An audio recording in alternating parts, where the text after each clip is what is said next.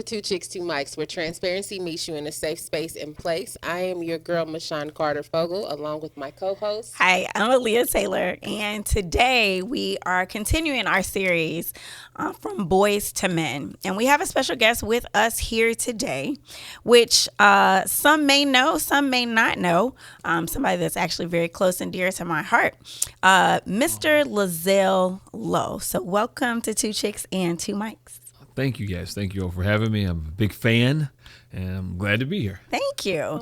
So with Boys to Men, we are just basically talking about experiences from childhood through adolescence, teenage years, through college, or when you turn 18, 21, just exactly the footprints from boys to men. So tell us just a little bit about who Lezell Lowe is. Who are you? Wow, it's a lot to unpack. Just a little bit, just a tad bit. Who are you? Well, I'm Zell, right? I'm a guy who grew up basically in eastern Kentucky, from Harlan County. Shout out to Harlan County, and by way of Louisville and Lexington. Went to public school. I'm an advocate of public school. And went to UK, Kentucky State, Spalding University. You know, I've been around in Lexington. I'm an advocate for a lot of things, a voice for the people. Consider myself to be a true family man, a community person, a friend. That's why we're friends. We grew up together. Healy Avenue. Yeah, come on. You know, and that's me in a nutshell, man. You gotta pull it out of me, right? But that's me in a nutshell. If I had to just say who I am and what I do. Well, sure. And there are some things, of course, that you missed out because you definitely you have a radio show, which we'll get into some of those details.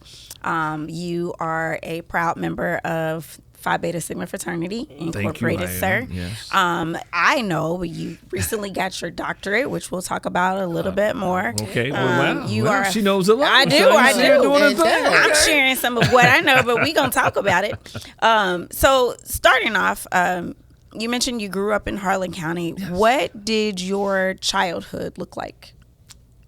You know, I always tell people that are not familiar. So Harlan County, Harlan, Kentucky. I think I had the best childhood of anyone ever growing up because it was just it's a small coal mining town that's like nestled away in the Appalachian Mountains. So it's like you got to drive there to get there. Like there's no other place. It's like you're just driving and it's just there. Coal mining town, you know, it was just like you had black people. And so I tell people I didn't realize any racism until I really came to Lexington. Wow. So I went to Louisville. I'll tell you guys that example here a little bit later. But it was just a community where black people, white people grew up together. Just, you know, I got to see, you know, just professional people. I got to just grow up. I mean, we didn't worry about a lot of stuff, you know, it was rural. Mm-hmm. But just being able to play outside, you know, until the street lights came on, being able to walk, you know, to your neighbor's house, you know, on your bike, you know, I never thought of anything growing up like bad.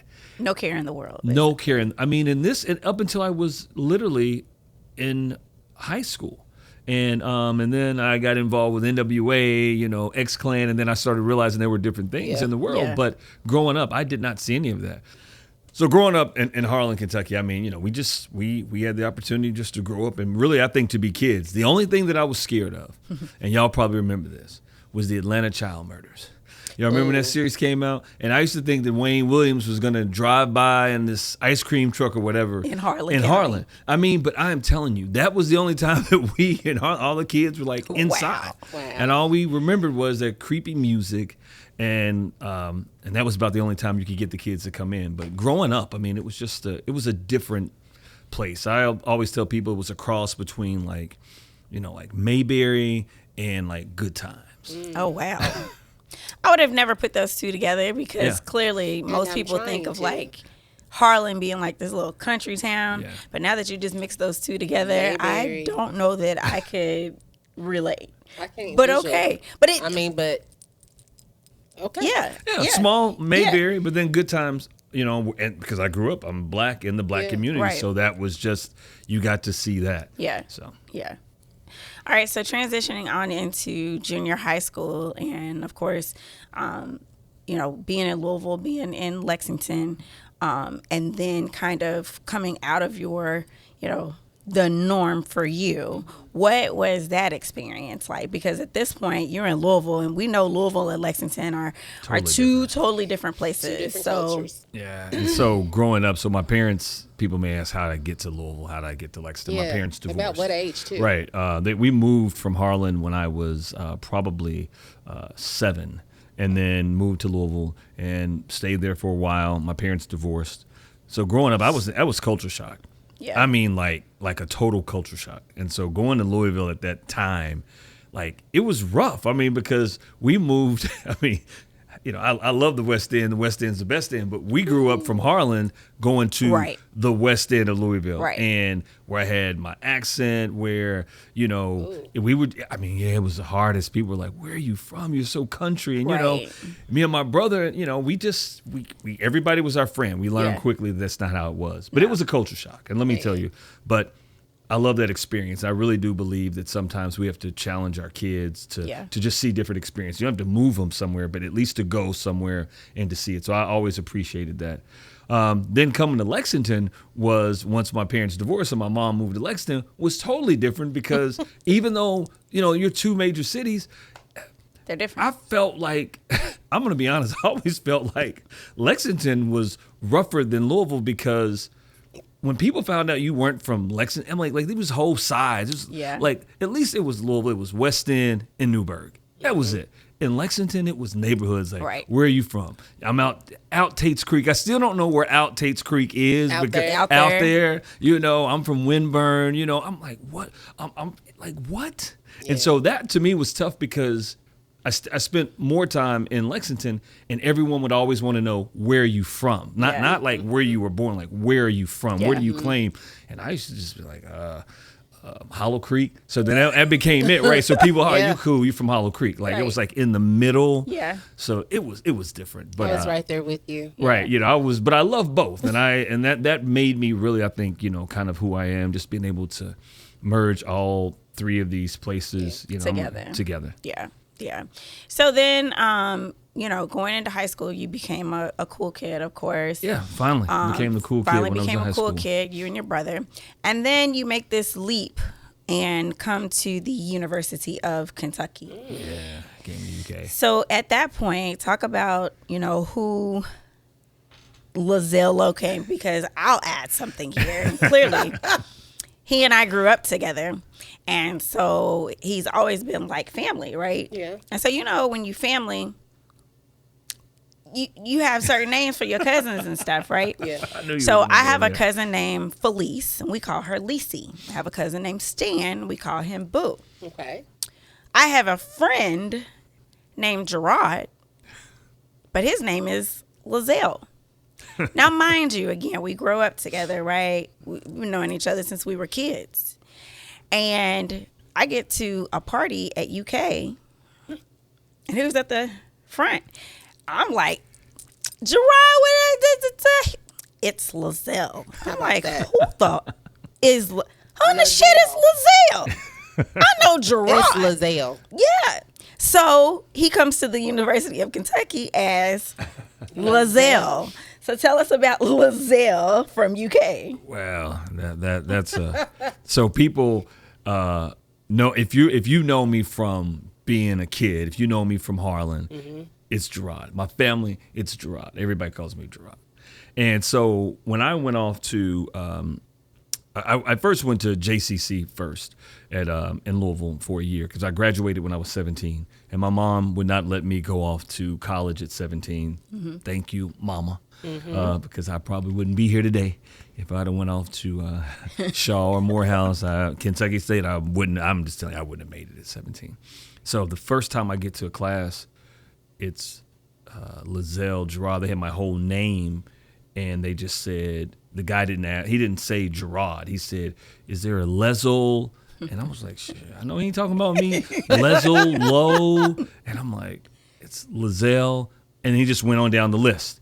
And then from that moment, people were like, hey, Lezell. I'm like, who? What are y'all, like, my name? Wow. And then it just became every time because Yeah. it was the formal name. Yeah. Anytime you were somewhere, it's Lezell, and they didn't, and I'm like, I'm Gerard, and I just didn't feel like going through explaining to people like I go by, and I get it. Some people like, I'm William, I'll go by Bill, whatever, and I just kind of let it, and it was smooth, and so it was a good transition. So I always know if someone from Harlan or someone in my family, if they yell Gerard, if someone walked through this door right now, it said Gerard, I know one of two things, either from Harlan or their family, and I'm good with it. And so Lezell, it's just another part of us. So when you came to UK again from Gerard to Lezell, was there a switch? Was it different, or was that a different person? No, I'm one thing. I'll tell you this. I'm not. I'm the same person through and through. And so, Through and through. I mean, through and through. I mean, it's what you get. I mean, you don't care what you call me. I mean, I got a lot of nicknames. I mean, some I don't answer to, but I am who I am, and so. Yeah. But yeah, no change. I think that I just began to evolve and see things a lot differently. Yeah. As you get older. Sure. I'm Pop now, so that's a totally different the name, cutest. right? That's the best name That's right the now. That is the cutest. best name. So you're at UK. You're definitely away from home and, making new friends and things like that. What did that look like as far as the experience that you had from when you first arrived as a freshman to when you graduated? Because of course there's growth and there's development, there's, different experiences. And so you adjust with the time. So what did that look like for you? Really, college life, I tell people, even if you don't go to college, but that time probably between like 18 and 25, it's really a transitional period for adolescence, right? Going into adulthood. And for me, it was no different. And so I think I began to learn a lot about who I wanted to be and also who I was at that time and then where I wanted to aspire to go. That dude at 17, 18 that came to UK was, I was green. I was wide open. But that's fine, right? You don't know anything. It's part of it. It's part of it. And Yeah. so I think the time being there really helped me. And I always go back to like a cultural piece for me. Like I learned who I was as a black man. I learned who I was, and I learned more about me than I've learned, even today. Learn how to be tough, learn how to, sometimes mental toughness and fortitude is really big. Yeah. I learned, we got a saying in our house when with my boys, I learned the struggle sandwich. I learned how to rob Peter to pay Paul. Yeah. There were some things that I really, during this period, I learned that I don't know if I could have learned doing something else. Yeah. And it wasn't all about going to school. It was about, I learned some life lessons there. I had my first kid, well before I wanted to. So I learned how to. I got to hustle. You got a baby. I was one of those different dads. I'll be honest. I was like, we're gonna make this work. Yeah. So we're both gonna be in school. We're gonna make this work. So I learned a lot about just how to maneuver and just how to grow. So it wasn't easy, but that was the time. I think I learned a lot, and then I learned like kind of where I wanted to be and wanted to like a voice at that stage. I started figuring some things out, and so during that time, I think my time at UK was really critical. Okay. Nice. What Questions you have? I have questions because number one, I first of all, I go squirrel. So I go completely off the script. Okay. Well, I'll follow you. And I feel like I have a memory like an elephant. So I used to work at UK, but I worked at, it was at Lexington Community College at the time. They had a cafe downstairs. Okay. And I don't forget anybody's face. Ooh. Wow. So I'm pretty sure, Lezell, that I saw you come through get some nachos a couple of times. Was I begging? I I didn't tell you. I said 'Cause I was struggle, like, hustle. I'm listen. trying to be nice in the word. I do believe so, and I would be like, hey, let me give you a couple extra nachos. Extra, yeah, and I'm sure I was flirting use because some I extra was that stuff. dude. I was going to survive. Yeah, I had for many sure. friends. Definitely. And did. And did. and not I think ashamed I about it. remember him around the time, probably when he was probably pledging or somewhere around that time, because I always remember he came downstairs, he had on his backpack, and bro was just going.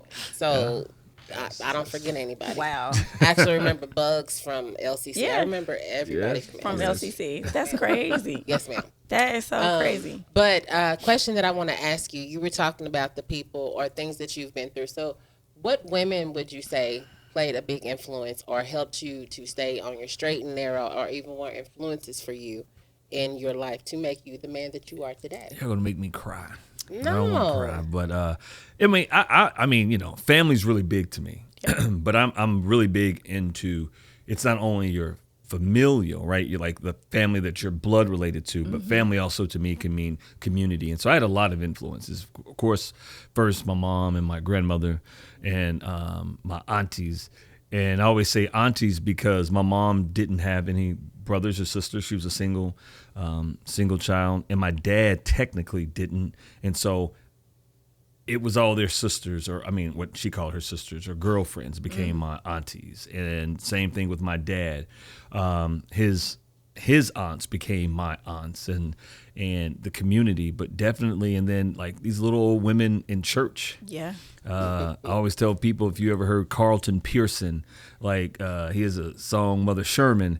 I was Carlton Pearson. There was always these little Mother Shermans that would always be checking on you to make sure that you were doing the right thing. And so when I left Harlan to come to UK, I would get, I mean, these old ladies at church would write letters and just make sure you were straight and narrow, Miss Nancy and all these people. And then, you know, big influences like my auntie Myra and women like that, Georgina. These were women who were not my biological, but they were pouring into me and all the time. And so, I mean, and I had good women. And then, you know, then my stepmom and, you know, with my dad, you know, I had good women.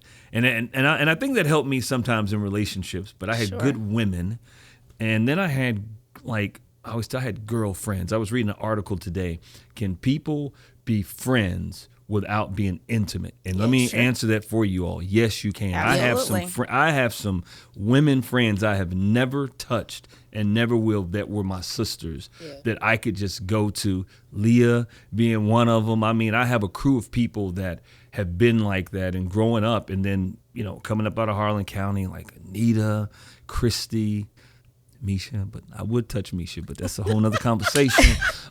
You know, now you want me to tell you the truth? Lezell being You said Lezell. transparency. This is true. Now, wait a minute. Now I Truth is would have. true. I just ain't never touched them. Okay. You know, but there were people that even today our friendship just it rides. It rides. You know, and growing up, we could talk about this later. There are other influences now that I have that are women in my lives, but growing up, it was like that. I had just a slew of women, you know, and then you had your cousins, you know, like my cousin Tiffany, my cousin Tosh, you know, and so it's really weird. I had more female family members, cousins, than I did male. Yeah. And it's just the way it was. I mean, Lee's, you know, like Omar, I mean, it was me and O, but then there are all these women, Sherry, you know, it's just, you know, so it was, there were, you know, a nucleus of guys, but we were always surrounded by all these women. Yeah. Dang, you just called names, so you actually made me know who your family is in Harlan. Wow. Omar. Yeah. That's how we know each other. Shut the front So he door. would come, like, you know, all the across the time, street, and we'd cross the street from each other. He was like family. I mean, we talking about kickball and tag and all of that before. So Beatley again, crew. imagine when I see him at UK. And Who was he's And he's Gerard? Lezell. I'm like, who the hell is You're Gerard. I'm like, hey. I'm like, you Gerard. Lezell. And then you trying to front on me because I'm trying to get in this party. Like, boy. I got her in the party. Let's say this. You I got her in the did. party. You did. I got her You in the did. party. Okay. Yes. But see, at Got her in the 48, he party. still reminds got me, her in but the he was party. still Lezell. Got her in the party. It's Lezell. Lezell. Well, I have another question Sure. because, of course, Aaliyah knows you because you guys are family. But for me, a person who's never heard your radio show or Sure. never had the privilege of hearing your radio Oh, show. where what have you been? Exactly. I mean, she's bringing me out the house now, Okay, so she's okay. exposing me a little bit more, trust and believe. Okay. But for me, a person who's never heard it, can you give me a little bit of backstory and a little bit of context on what you on the radio talking about?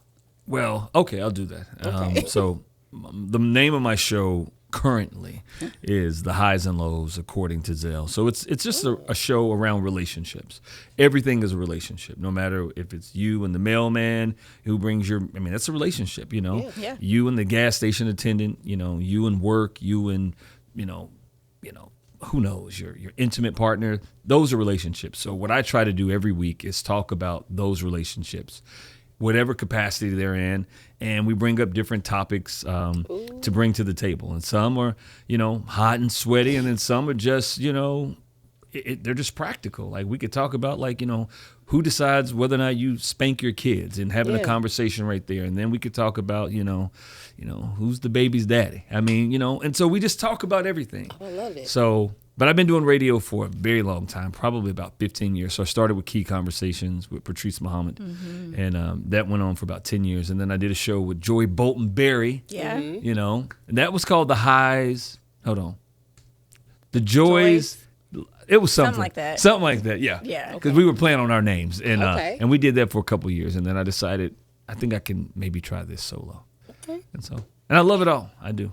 So you talking about women, other women Yeah. in my lives, Okay. Patrice, Joy, yeah. So tell us about, when you're on the show and the kind of feedback that you get from both women and men. Because there are times where I'm listening and I'm like, what the shit is he talking about? The hell? Then I'm like, but no, you do have some juicy stuff. But so give us an example of, because we are always talking about different topics, to have on our podcast. Yeah. And one thing that's that is different, of course, from radio and broadcasting, podcast, is that number one, you can see our faces. Yes. And then the other thing is, as people are providing feedback, again, with social media, we get to see it, right? Yeah. So tell us about some of the topics that you find more spicy, more juicy, and what kind of feedback that you get from them, I've had a lot. aside from your circling our comments. I've had a lot. But really, probably, of course, anytime you get into the intimacy side, that's always going to be spicy, right? Sure. But I like to always play on words. So for me, one of the best topics I had, does size matter? And so when we talk about that, I just want you to think about, does size matter?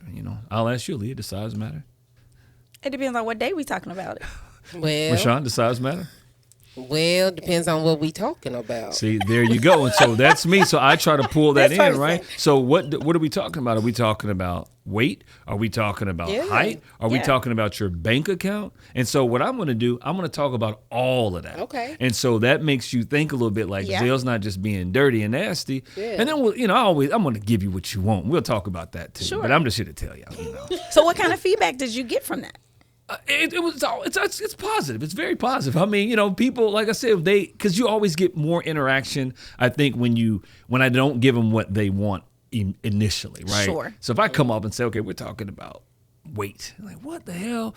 Yeah, okay, we'll get to, because I know what you Right. want. Yeah. And so what we do is then try to engage the audience into thinking just a little bit differently, right? Because a lot of times our minds are conditioned. Once we hear something, we go right to it. And so let me say this. So a lot of what I do, it's all backed up normally by some type of science, some type of, we got research that's involved in it. So I'm always going to bring something to the table, either an expert or some articles. So I try to bring it to the table, not to just be, let's just randomly just get out here Yeah. and just talk Yeah. about stuff. Yeah. So topics like that are, get you going. Sure, but what I asked you was, what kind of feedback Yeah, what and did you get reactions from did that? you get from that one? Great. People are all over the place. you want me to tell you some things some women Yes, say? that's what I'm asking. Yeah, so I've gotten, size does matter. Of course, so we're talking about bank accounts. People were very adamant about, how do we split our bills? If you don't have any money, I'm not dating you. Yeah. So it gets, these are comments that I start seeing, and I can't comment all the time because, Sure. so when I do my show, I'm live. Right. And so there is no delay. So I'm looking on my phone, I'm trying to capture some of the comments while I'm still going. Right. And so sometimes, but when you get a chance to go back and look at it, you'll see. But some people are talking about, like, I'm not marrying a bum. And I'm like, well, if he didn't have any money, we're not dating. I'm not dating someone bigger than me. I'm not dating someone wow. too thin. So Yeah. you start getting this and trying to get in people's mindset. Right. Then you get people like, I'm telling you, I'm trying to be clean here. I'm just telling you, some of these women are really nasty. No. I mean, yeah, I mean, like, you know, they new. were quoting sizes, and I'm sitting here in my thing like, what? You know, and then, but what you find, because then you'll find men, so the flip side, so like, say women want a certain size of someone's genitalia. Men, I'm just telling you, the men aren't saying, oh, I need to have somebody with 34 triple Ds. Yes, they are. No, I mean, I'm just telling you, from There what are I gather. some. There are some. They may right? say, I want someone that may be more well endowed, Sure, right? That's fine. Okay. I'm just saying, some women are nasty. I mean, they want, like, it's like they want to measure, and I'm like, and I was really shocked by that. Were you? Yeah, I was, but then there were some women that were like, size doesn't matter as long as he, you know, he's a good man. You know, he takes care of his mama. Okay, I believe she was lying when she said that, though, but I get it.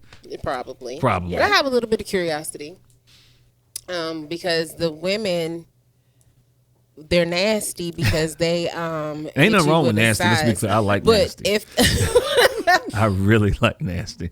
But what if the men, nobody came into the room and said, yeah, we want to go bitties? Yeah, that's what I'm saying. So there were guys, but there were guys that are saying, but I think that, again, and with a topic like this, and this was one of my highest topics, highest watched, listen topic, shows that we had, was I think that what you began to see was that people were commenting on different things differently. Sure. And the men, if I just did a whole show on intimate, right? Let's say intimate. We would have to measure it that way. Yeah. But more men were kind of like, I would date someone who doesn't, have to be degreed or have to have a 6-figure job. Where there's some women that were like, no, I'm not. Again, size matters. Size of his wallet matters. Yes. And then the same thing with, women were very intimate about their intimacy. Like, I could be by myself. They have toys out here nowadays.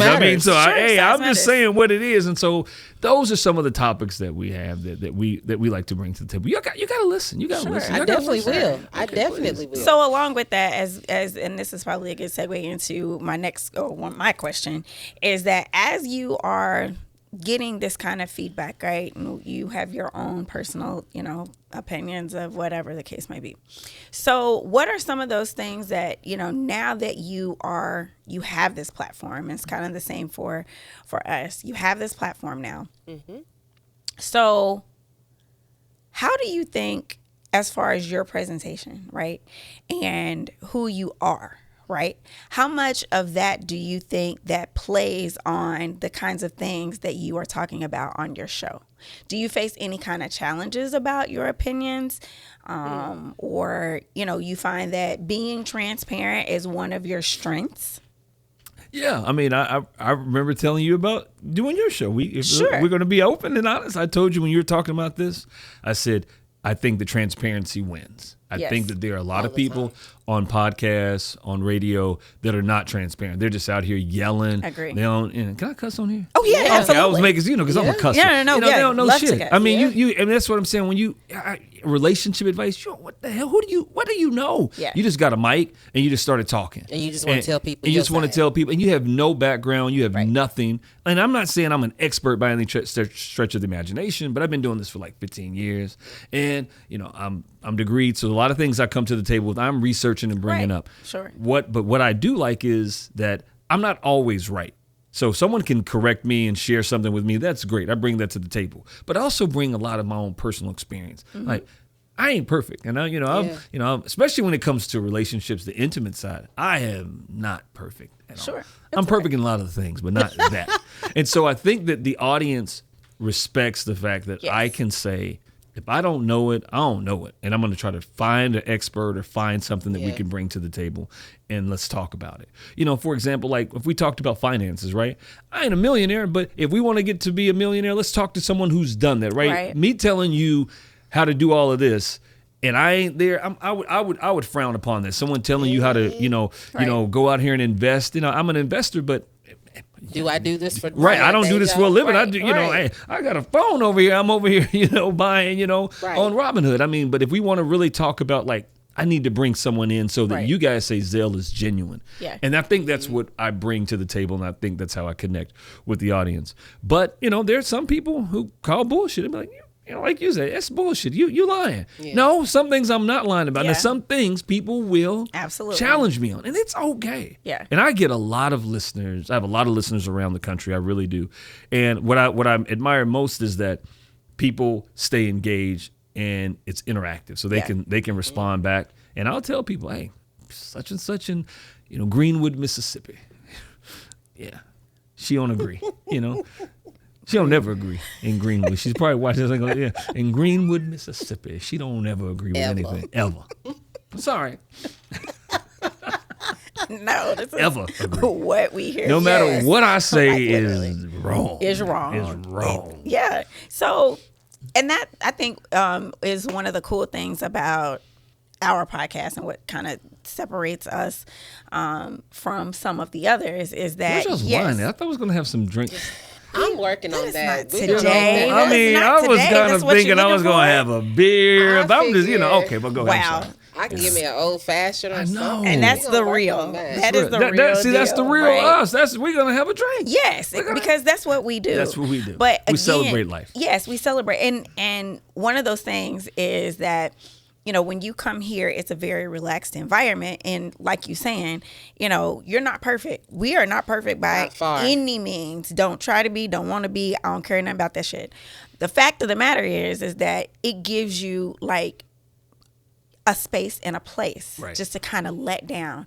And so I think, as we're just talking about, growing from boys to men, it's from girls to women, whatever the case may be. Yeah. It's talking about the real deal. It's talking about what's real. Like if you have questions, are you okay to answer them? Or if you're providing information, are you providing information based off of facts, or are you providing information based off of real life experiences? And I think that a lot of times that's what people miss. One of our prior guests, I was asking him, like, based off of your own story, do you share that with others that may be going through similar situations? Or if you hear, you're in conversation and they say, I'm done this and and something about it, like, are you willing to share? And I think that as we are growing, that sometimes that's where the gap is that we don't have these real life conversations and feel like we can be vulnerable enough to share these experiences, so that as we are growing and developing into women and into men, you have these things to,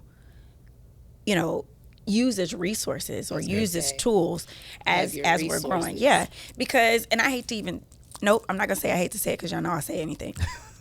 It's when you get and encounter folks who are like, oh yeah, I want to do that, or I want to, let me be a part of that. And it's like, now, are you sure you're ready to sit in that seat?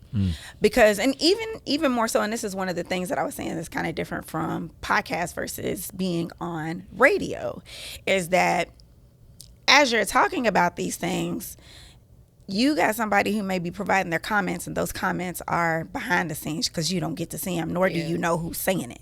Versus we right here, and who the hell is saying the shit. Right. I know who said. Right? So do you think that as a community, offering these types of shareable situations, not even a podcast, but even, like we used to do, and we used to just sit down at the table and just go. Yeah. Do you think that for you,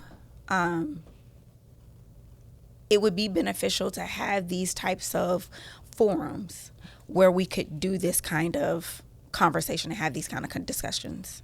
I think it would be welcome. I mean, I would definitely be a part of it. And one of the things I think that that we don't do well in our community, and I'm speaking of the black community specifically, okay, is that, there's a Bible verse that says iron sharpens iron. And I don't think that we do that. I think that we're always sometimes, not everyone, but a lot of us are always concerned about other people. Yeah. And we don't want to let anybody get ahead of us, or we don't want to help anybody. We don't want to give a hand back to help bring somebody along. And as black men specifically, sometimes it's always this testosterone, right, in the room. And so you don't even want to ask anybody for help. And how dare you, if I ask you for help, that you don't already have it, right? Yeah. So we got to really fix that. And as I've grown and matured, I I think that's been the biggest thing that I would like to be able to try to help change, is that how do we continue the dialogue? How do we help somebody? I mean, if you got a house and your friend or your cousin doesn't have a house, right? And that's something they aspire to. Why can't you tell them or share with them how you got it, how you were able to make it? Why Some of would us they we want a house, but we would never go to our friend or cousin and never ask them, right? And then some of us that got it, we would never share it with anybody else's too. Okay, this is, how you're going to build generational wealth. And this is why it is really good for you to have your own home. It don't matter if it's a condo, apartment, but buying, and I get it. People are at different stages, but let me tell you what the benefit is. Yeah. And sometimes we don't even want to talk like that. Right. And you have people who are not even open for the conversation, or because in our community, you have people that, how dare you think you know more than I do? Yes. Yeah, that part. So that becomes an obstacle for people when you are trying to help people out. But the dialogue then turns into, how do we get people to move past that? Right. Yeah. With things like this, what you all are doing, I mean, I'm telling you, this is a start, right? So you got to have different types of conversation and bring people together. Yeah.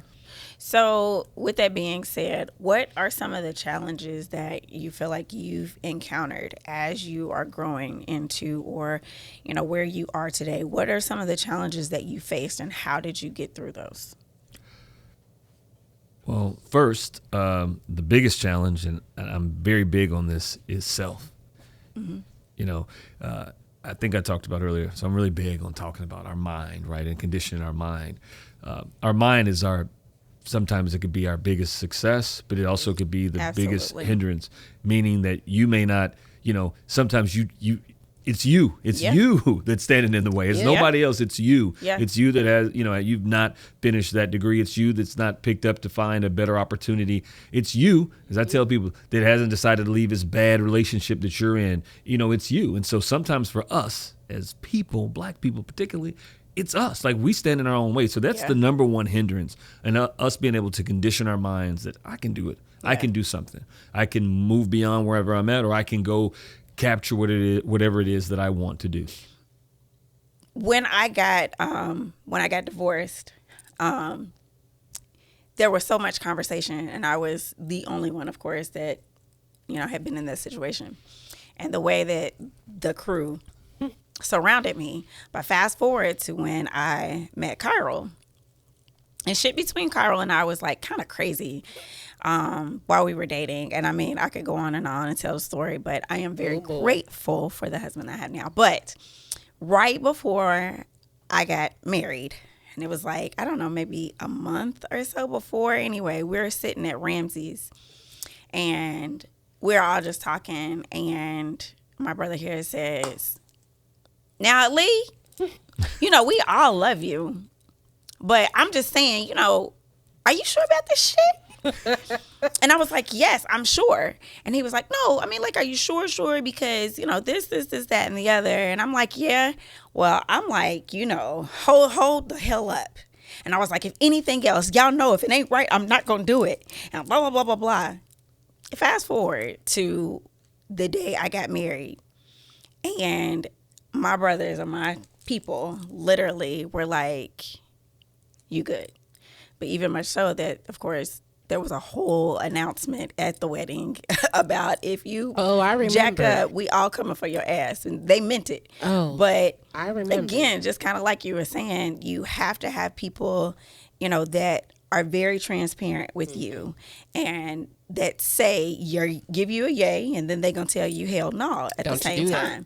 And so, again, like you're saying, it takes a village, but I think sometimes we keep our village to ourselves, and we aren't always as receptive to sharing with others. And I think that sometimes is, is basically, that's why people are the way that they are, because they don't have, transparency in relationships. So we are wrapping up for today. But before we do, yes. If you were to leave us, leave anybody with any words of wisdom or any last thing that you wanted to say as a lasting thing, what would it be? My favorite slogan: get busy living or get busy dying. Okay. Wow. I like it. That's good. I like that. before we go, we would also like to tell you guys that Two Chicks and Two Mics has some upcoming events. So for Black Friday, again, day after Thanksgiving, right? So as you wind down from your shopping and all that other good stuff, please make sure that you check out Two Chicks and Two Mics here at Sally Jane's for our Black Friday No Limit Soldier. Wear your black and fatigue. Wear your black and your camouflage fatigue and come and celebrate with us. It will be from 9 until we do have a special DJ that is coming. So it is $20. Please check out our podcast website, the website, all our social media platforms for more info, but we would love to see you here. And then in December the 20th, we will have Slay Day here at Sally Jane's as well from 3 to 7 p.m. Oh, that's a day party. It's a day, Slay Day. No excuses. No excuses. So wear your ugliest or your cutest Christmas sweater, and come on out and celebrate with us. We will have more details to come as well. So just make sure that you stay tuned with our social media platforms. Yes. And if you are following us, please do not keep us a secret. Please share us. Share. We love all the shares. Like and subscribe. Share us. Do not keep us to yourself. But to those who are watching us and those that's on our Chicks list, we greatly appreciate you guys. Keep doing what you do. Absolutely. Yeah. All right, guys. So for Two Chicks and Two Mics, we are signing off. See you soon.